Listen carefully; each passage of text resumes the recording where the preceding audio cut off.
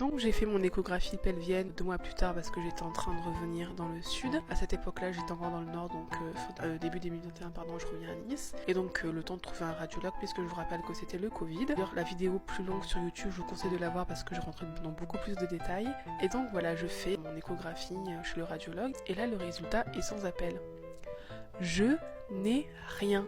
Même pas l'ombre d'un kyste, même pas une petite fibrome, il n'y a rien du tout. Alors je suis extrêmement soulagée. En même temps, je me dis, mais punaise, qu'est-ce que j'ai? Parce que si j'ai rien, on peut pas soigner rien. Il faut trouver quelque chose, la cause. Je pensais toujours endocrinologue, mais comment faire?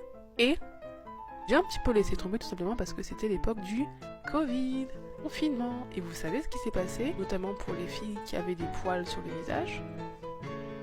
Le masque. Du coup, porter le masque, c'était vraiment une sorte de soulagement, une sorte de répit. Et forcément, on y pense moins. Plus le télétravail, plus le distanciel, plus les collègues qui ne sont pas là tout le temps en même temps, du coup, les poils, je me prenais moins la tête et j'étais cachée. Et je priais vraiment du fond de mon cœur que cette période dure le plus longtemps possible, au moins jusqu'à début 2022, fin 2022.